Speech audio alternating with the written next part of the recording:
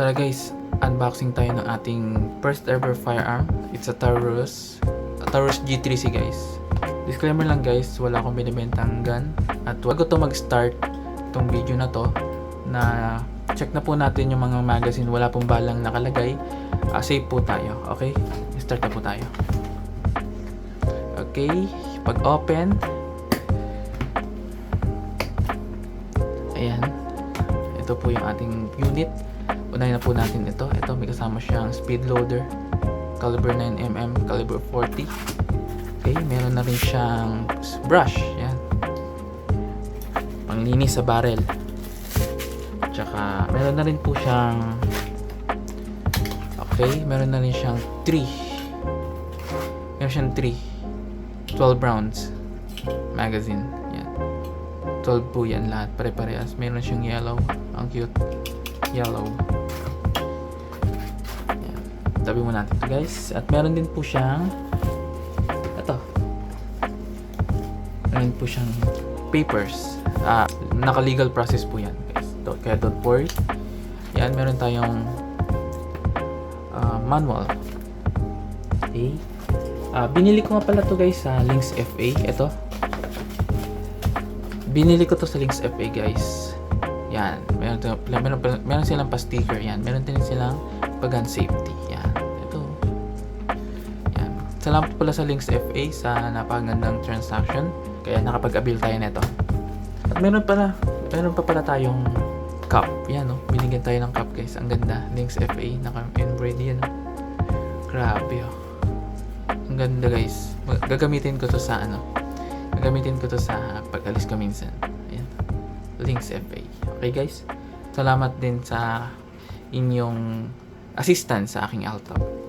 Gusto nyo mag-inquire sa kanila guys, ipopost ko sa dulo ng video yung kanilang contact information guys. Okay, and nandito tayo sa unit. Ito, oh, and guys, it comes with, yan, unahin natin tong kanyang grip. Actually, it's a Taurus G3C. Yan. Standard lang yan. Hindi siya nalalagyan ng red dot. Ito, meron siyang texture dito na, yan, sobrang ganda ng texture niyan. Sobrang grip, grabe. Kahit siguro may oil yung kamay mo, hindi malalaglag dito. And then, nagustuhan ko tong gun na to kasi meron siyang safety. Ito, hindi siya makakasa, hindi rin siya makakalabit pag nakaangat to. Pero pag nakaangat na yan, sakit makakasa, tapos makakalabit.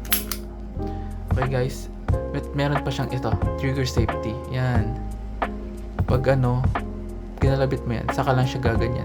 Kung parang hindi mo siya makakalabit ng basta-basta kung hindi mo to kakalabitin. Ito guys, oh. Tatama kasi siya dito. Ayun, may plastic doon. Tatamaan niya. Ito, meron siyang parang nag-stopper.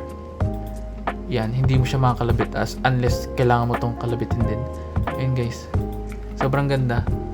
At meron din siyang thumb rest. Ayun, grabe yung alalim ng thumb rest niya. Ang sarap hawakan. Ayun, dito, ganyan, para pag hinawakan mo siya, ayun, hindi ka na malilitong hawakan yung baril mo.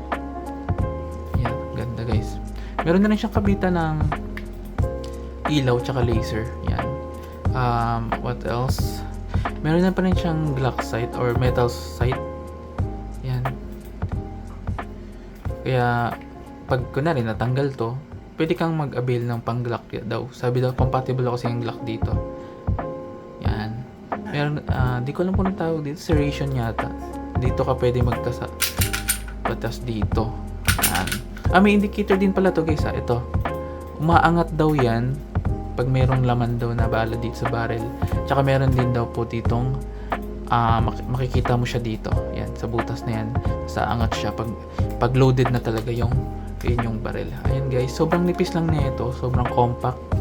Ito pala yung tingnan mo, ito yung phone ko. Ito po yung gun.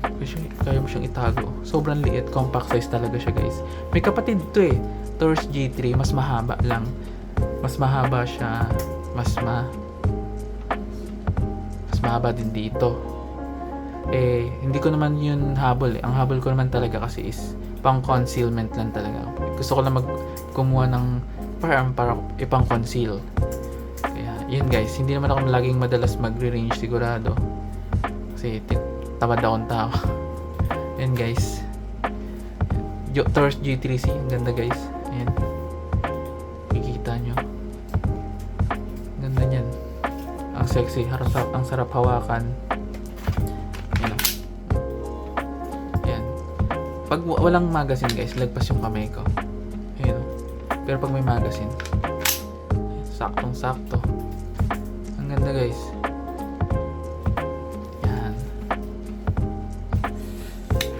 What else? Ganda na. Sobrang ganda guys. Yan. Ito, salamat pala sa Links FA. Ito po yung details nila. Yan. Kung gusto nyo mag-inquire, i-call nyo. Mas maganda pong i-call nyo sila. Meron po silang LTAP assistance. Yan. Para makapag-avail kayo ng ganito. Sa sunod pala na video, baka ang video natin is mag-shooting range tayo. Ayan, magsa-shooting range tayo na gamit tong ating firearm. Hindi ko pa napuputok to. Fresh na fresh to guys. Kaya yun lang. Salamat guys, salamat sa panonood. Like and subscribe. Bye bye.